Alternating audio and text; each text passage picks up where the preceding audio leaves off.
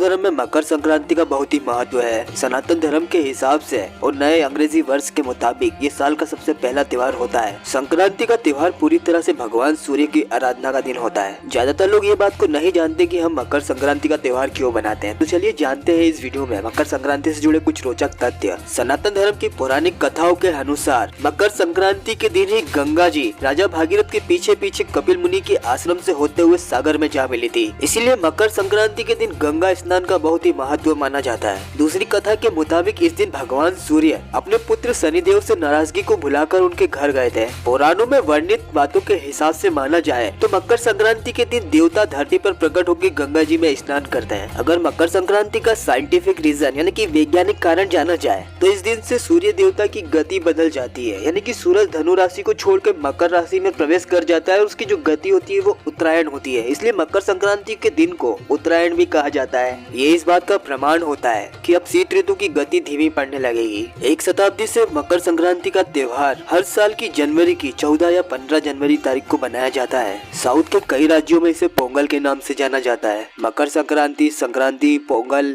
या फिर उत्तरायण इसके विशेष नाम है। मकर संक्रांति को सनातन धर्म का पहला वैज्ञानिक उत्सव माना जाता है। हिंदुस्तान के साधु संतों ने ही सबसे पहले ऋतुओं को जाना था। संक्रांति के साथ ही बैसाखी की शुरुआत हो जाती है। सनातन धर्म में मकर संक्रांति के दिन कई तरह की प्रतियोगिताएं आयोजित की जाती है। ये सिर्फ इसलिए किया जाता है कि हर इंसान को स्वस्थ रहना बहुत जरूरी है और इसी बात को ध्यान में रखते हुए मकर संक्रांति के दिन तिल यानी कि तिल्ली को बारीक पीसकर उससे स्नान किया जाता है। ऐसा इसलिए किया जाता है कि हमारे जो बारीक रोम छिद्र होते हैं उसके अंदर की सफाई हो सके। तिल्ली से स्नान प्राचीन भारत में साधु संतों की दी हुई एक ऐसी टेक्नोलॉजी है जिससे त्वचा संबंधित सारे रोग दूर हो जाते हैं। प्राचीन भारत में सूर्य के उत्तर दिशा में प्रवाहित होने यानी कि ठंड बढ़ने के बाद से ही तिल्ली को खाने में बहुत ज्यादा इस्तेमाल किया जाता था। ऐसा सिर्फ इसलिए किया जाता था कि उनका शरीर स्वस्थ रहे और उनका ब्लड सर्कुलेशन नियमित बना रहे। हिंदू धर्म में ऐसा मानना है कि हमारे भगवान यानी कि सूर्य देव मकर संक्रांति के दिन अपनी दिशा को बदल लेते हैं। सूर्य देव अपने प्रकाश से हमेशा दूसरों को जीवन देते हैं और जिस तरह सूर्य देवता दूसरों के जीवन में उजाला लाते हैं उसी तरह सनातन धर्म के अनुयायी भगवान सूर्य के उत्तरायण के दौरान में दूसरों के जीवन में खुशहाली लाने के लिए करते हैं दान और पुण्य।